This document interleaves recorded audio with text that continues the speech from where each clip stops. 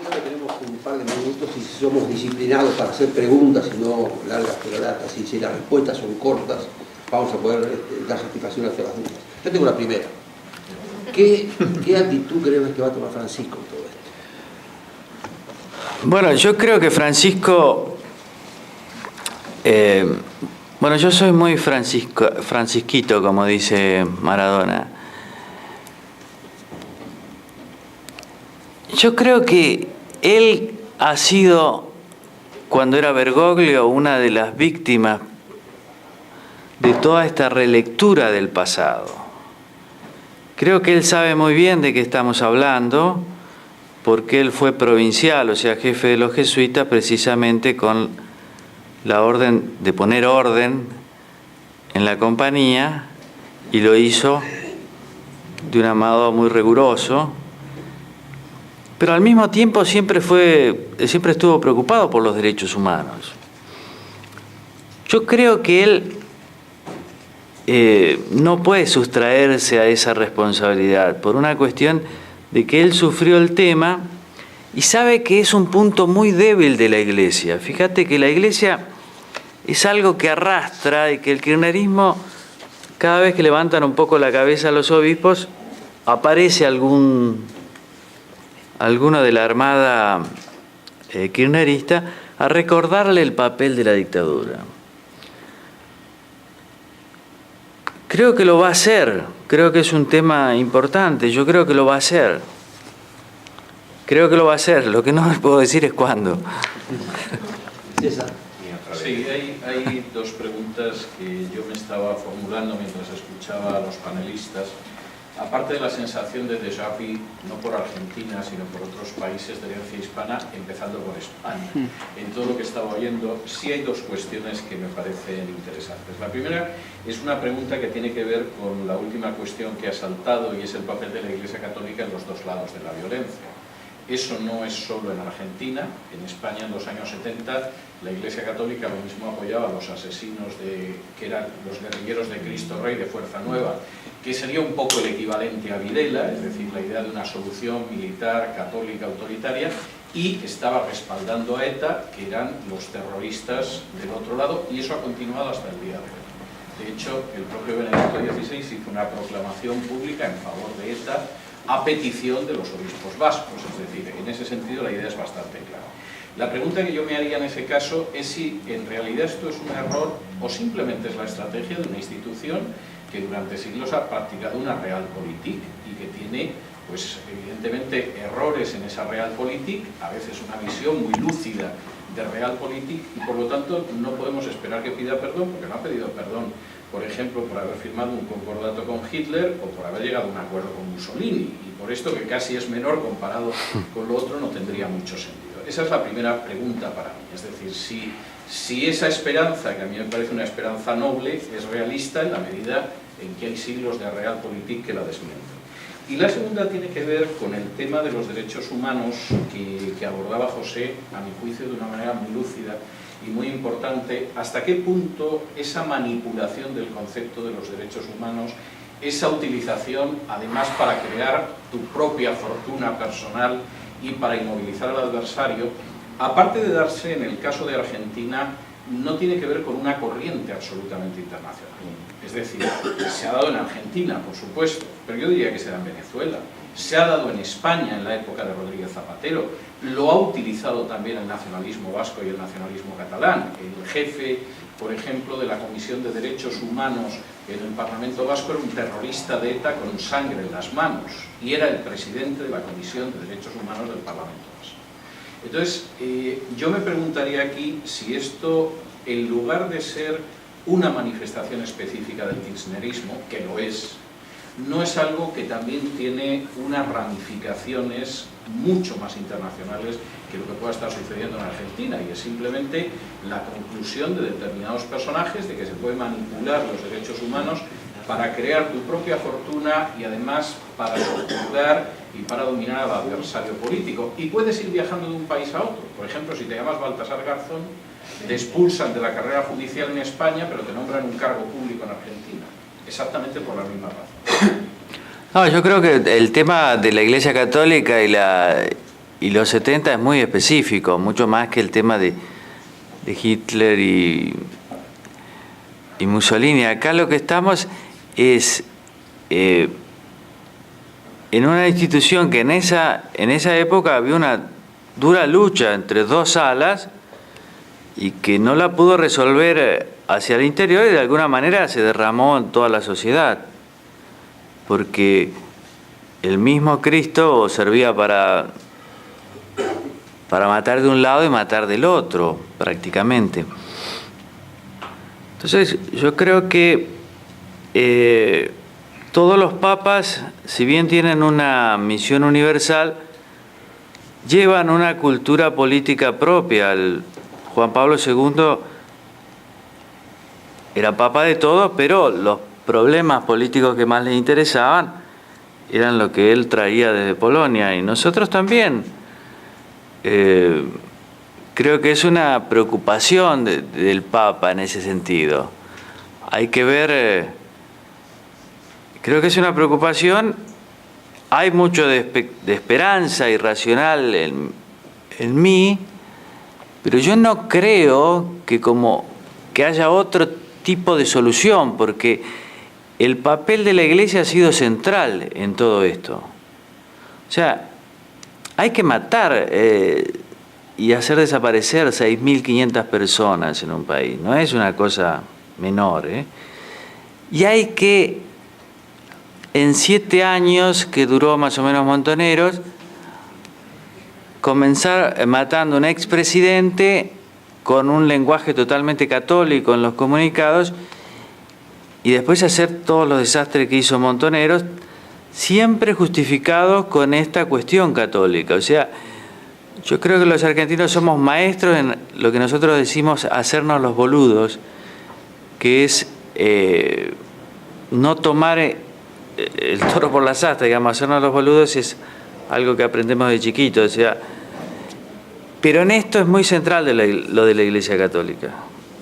Entonces creo que ahí está mi expectativa positiva, en que la Realpolitik debería empujar para ese lado, ¿no? Yo quería referirme a la segunda parte de tu pregunta, César, que es bastante complicado de resolver, pero yo creo que esto viene así desde que empiezan los tratados de derechos humanos. Este es el trauma de la Segunda Guerra, que es la humanidad que nos une a cualquiera, a los comunistas, a Hitler, a cualquiera. Lo que me parece que era la preocupación que existía en ese momento, una visión de tratar de construir un derecho universal que tengan que responder inclusive lo que son enemigos del derecho. Y un derecho que me vincule a mi enemigo, que no sea estrictamente el derecho de la guerra, que era el único el derecho que vinculaba a un enemigo con otro, y se meten en el derecho privado, en el debido proceso. Y yo creo que ese es un proyecto absolutamente fallido. O sea, ¿tú crees que el mal viene desde los años 40? Sí, yo creo que viene en esa confusión cuando los ingleses dicen: no podemos hacer juicio de Nuremberg, tenemos que fusilar a esta gente, son nuestros enemigos. Y a ver, yo los fusilaría, yo hubiera fusilado a los nazis sin ningún tipo de duda. Lo que quiero decir es, no hagamos de la guerra derecho individual ni proceso penal. Creo que este ha sido el gran problema, y por eso viene la manipulación. Nuestros enemigos, los enemigos de la libertad, se nos mueren de risa de los derechos humanos, los usan en contra nuestra una vez que digamos, han sido derrotados de manera militar. Por eso lo han aprendido todos, ¿no? Israel se encontró ahora con la cuestión de Gaza, ya lo corto acá, se encontró con la cuestión de Gaza, con la utilización de esta cuestión, y yo creo que parte de ahí. Es un problema filosófico profundo sobre el derecho, que hay que preguntarse qué son los derechos humanos y qué tiene diferencia con los derechos individuales. A mí una cosa que siempre me llamó enormemente la atención es sobre Nuremberg. Es que el que está sentado juzgando al nazismo son los soviéticos. Exacto. En materia de derechos humanos eran tan culpables como el que está sentado del otro lado. Déjame que te diga algo cortito. Y los ingleses insistían mucho en esto, que no se hiciera. y creo que tenían razón. Y algo que quería decir de la instrumentalidad de esta cuestión. En el kirchnerismo convive la AAA y los montoneros. En las primeras plazas de mayo del señor Kirchner estaba gente que ha sido sindicada como perteneciente a la AAA y los montoneros. Por eso es gira, verás que todo es mentira, ¿no? Sí, Carlos, la última. Una pregunta aparte de esto, ¿puedo hacer una pregunta? La última, ¿verdad? Es una afirmación mía, quiero que me digan ustedes qué opinan. Yo digo que si la guerra civil argentina no hubiera tenido desaparecidos o desaparecidos en la magnitud de los 7.000 o 9.000 que ustedes también precisaron, hubiera quedado como una guerra civil como cualquier otra. Y tiene tanta vigencia y tanta discusión histórica por la desgracia de los desaparecidos. Quiero saber qué opinan. Yo estoy muy de acuerdo con vos. Yo creo que hay un sector en la Argentina que vendría a ser la oposición, Macri, pero también, bueno, Massa no se le ha escuchado palabra, pero Scioli no es kirchnerista. Ellos piensan que este tema va a terminar con los Kirchner, que no se va a hablar más y vamos a volver a los 90 y no... Y yo creo que no, por lo que vos decís, por el tema de los desaparecidos. Pues es dramático. Los militares más lúcidos después se dieron cuenta de esto, como me dijo uno, Arguindegui, que cuando nos dimos cuenta del error que habíamos cometido ya no podíamos volver atrás. Y no todos nos dimos cuenta, algunos estaban. Y el otro gran tema son los bebés robados, que no es la magnitud, otra vez tenemos problemas con las cifras, pero hay todavía, según las cifras de las propias abuelas, yo diría que ellos están buscando con nombre y apellido a 194 más o menos, quedarían 80. Carlotto dice que están buscando más de 400 o más, pero ahí también hay una cuestión de que cuanto más sean, más presupuesto tienen. También hay una cuestión lógica desde el punto de vista material. Pero son dos grandes problemas. Ahora el de el de los chicos es con los avances del ADN me parece más fácil. El otro es bastante terrible. Yo creo que si a los Kirchner les interesaran de verdad los derechos humanos, se hubieran preocupado por hacer una lista lo más exhaustiva posible de los desaparecidos, cosa de buscar los restos de todos y cada uno. Pero a ellos no les interesa la verdad, por lo tanto no les interesa esta lista, porque lo único que les interesa es que los derechos humanos sigan sangrando y que no se sepa bien dónde están los restos. Así sigue, porque para ellos es política. El problema tiene que seguir sangrando, pero me parece que es un error por parte de Macri, de Scioli, de los asesores, pensar que va a terminar si no se los nombra. Bueno, yo creo que el tema de los desaparecidos, por supuesto, que es un tema clave.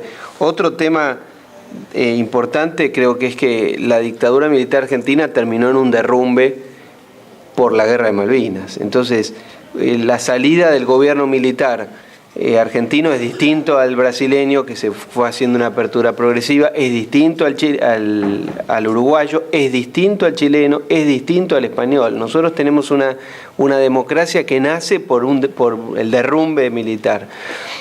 Habría que ver qué hubiera sucedido si el gobierno militar en 1978, 1979, habría la democracia como se le propuso a Videla, como era el plan de Ricardo Joffre y el general Villarreal, y de Alfonsín, que proponía también hacer un sistema de elección escalonada.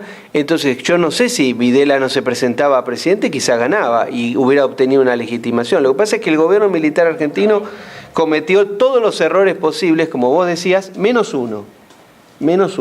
Hay un solo error que el gobierno militar no cometió y que estuvimos muy cerca de cometerlo, que era la guerra con Chile. Eso es el único ejemplo que yo entiendo que Videla, en su inmensa mediocridad y en su gran inoperancia, pero fue el único gesto que él tuvo eso y Timerman, de reunir a los generales y obligarlos a votar por segunda vez, diciendo, y la Corte también, la Corte del gobierno militar. Yo parezco el vocero del Vaticano, pero también Juan Pablo II ayudó. Claro, bueno, seguro. Pero creo que eso ayudaría a explicar la pregunta que hace Maslatón. Porque también esto, ¿por qué en Chile existe este tema, pero no tanto, en otros países, pero no tanto? Bueno, es largo esto. Pero me gustaría decir algo que me parece importante aclararlo de Chile. Sí, por supuesto, la respuesta es sí. Ahora, los militares argentinos estaban asustados de lo que pasaba con Pinochet. Dijeron, no queremos que nos pase. Y Pinochet les aconsejó que no les pase lo que me pasó a mí. Y ahí quiero volver a la cuestión de la manipulación, de esto de ser víctima y victimario. Tengo que darle, porque, digamos, aún antes de que hubiera desaparecidos, la victimización en el terrorismo ya existía. Y esto tiene que ver con este punto de los derechos humanos. Tenían miedo de ser acusados de violadores de los derechos humanos, por eso hicieron desaparecer a la gente que hicieron desaparecer. Aunque parezca paradójico, esta locura es así, producto de una gran incoherencia ética y filosófica. Y Kissinger les dijo en junio del 76, en la reunión de la OEA, Kissinger le dice a Guzzetti, le dice, if you have to do something, do it quickly and go back to the normal procedures. Ya se sabía esto, junio del 76. Además, casi no había desaparecidos en junio del 76 todavía. Recordemos que la mayoría es de principio del 77. Sí. O sea, tuvieron tiempo hasta de planearlo bien. Hay una reunión que hacen los jueces federales, creo que era con Arguindegui, donde les aclaran muy bien, esto no es una cuestión judicial, resuélvanlo ustedes. Bueno, cuando terminamos, yo quiero terminar como resumen de una frase de Hannah Arendt que me pareció estupenda. Lo contrario o lo opuesto a la verdad no es el error, es la mentira deliberada. Y esto es lo que está pasando. Les agradezco muchísimo a todos ustedes y al panel.